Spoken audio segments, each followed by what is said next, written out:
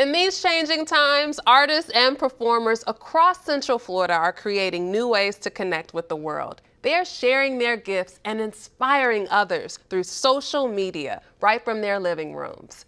That's all starting in 3, 2, 1.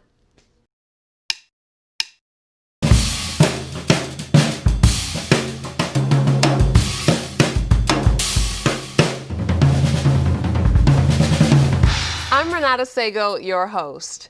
The late, great Nina Simone once said that an artist's duty is to reflect the times. She said, and I quote, "I think that is true of painters, sculptors, poets, musicians. As far as I'm concerned, it's their choice." Today's guest embodies Simone's words. His name is Selfismo. He's a Cuban-born street artist who's made a living off of his small and very large paintings that are sometimes playful, other times serious, and all the time surreal and thought-provoking. When COVID hit, Selfismo took his street art to his indoor studio where he created coronavirus art, which he's here to talk about. Selfismo, hey! Hey, how are you? Good morning. Thank you Hey! for inviting me to do this. Oh man, it's a joy. So It's a joy to see you. You're like this iconic fixture of Lake Eola. That's where I first saw you. You had your yeah, that was easel. really awesome. That Yeah, was really awesome. it was awesome. You had your easel and you were painting. You had your work alongside Yeah, you. that's the way I connect myself with art, with everything is around me, you know. Yeah, So so when the news of COVID broke, I mean, what did you do? You're used to painting outside, had to go inside. I'm sorry. What was that? Say that again. When the news of COVID broke, what was going on in your mind? You know, you're so accustomed to being outside and painting. Yeah, when it changed completely the version of the way I create because I do my art is mostly like reflecting on the life experience every day. So I absorb a lot from outsiders. And when this in the COVID-19 came, so I switched the way to create because I locked down myself and all of that quarantine and all of that and all the what you're getting every day the news and all of that. So definitely my style changed through because it believe it or not, always get influences from everything. So all my art in the last 3 months is mostly related with all this situation and reflecting how I feel for sure. Yeah, I mean, it's very clear. We see it in the work that's behind you. Several paintings. I mean, it's Yeah. interesting because when the virus hit and we were all sort of at home, there were so many people at home. You were doing these Facebook Lives, and they were so entertaining. I mean, you have the music going. Yeah. That was another way I let's say these days really helpful social media so you can do live video because I know so many people also are in their houses and they probably they feel a little awkward because they don't know what to do or they don't even know what to watch on Netflix anymore. So this is kind of something new and different, and I'm trying to give some encouragement, like, man, no worry, to like kind of trying to accomplish somebody. Right.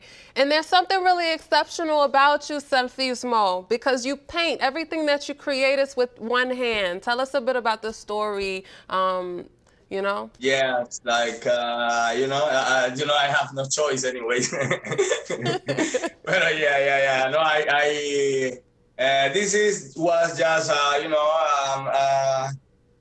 a little history I have in my life. When I was teenager, I was almost 17 years, was 16, and I got assaulted on the street back in the days in Cuba, in Havana, and I got my hand cut off, by a samurai sword, and other kids have it, was Cuba, different things, so all of that definitely open to who I am today, this. Selfismo, yes, yes. And the name Selfismo Yeah, yeah. itself, it's so unique. What's the story behind your name? Yeah, so I always, I never went to school for art. I only went, like, let's say, a few months when I used to live in Spain. Uh, let's say 8 years ago or 9 years ago, I used to live over there, and I pay to pass art school class, like it was only 3 months. And then I went there and it was a disaster because, the teachers say, at the end of the day, the teachers say, my second class, the teachers say, Enrique, you know what? Do whatever you want, man. If you really need me, just call me. I pay, it was pay off already. So I can stay there, and it was amazing because I met a lot of people, a lot of artists. You know what I mean? I was living in a small town, so I'm from Havana. It's a big city, so that was really helpful to socialize. And met people. Was living a new country and all of that. But that was not really my thing. So always I've been painting by my own, like a self-touch artist, right? Yeah. And when I moved to Canada, because in Spain I always was signing Enriquito. So when I moved to Canada, people always ask me, hey, what kind of style is that? Where is that from? What's the name of that style? And I don't know anything about art. So I say, this style is coming from me, but at the same time, I was learning, I still learning English. I was learning English, my beginning, and I knew myself. The version of myself in Spanish is yo mismo. So I made that mix, and I made Selfismo. And that was 2012. So it comes Selfismo. So now people, what kind of style is that? I say so ignorant. I say Selfismo style. Hey, Selfismo style. So we actually spent some time Yes. together.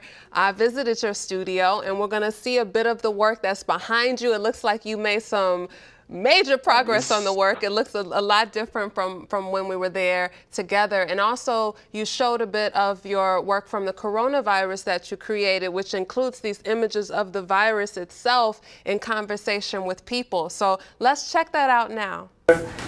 This is some words I have accumulating some accumulating some inventory. Oh, here, you can put this in your pocket. Yeah, in your pocket. Yeah, that's good. Accumulating some a little large pieces for a future project I have, and yes, all of that one is something new related with these days. It's like a social media painting. Everyone talking, fighting each other. Yeah. Let's go over to your paintings of the virus.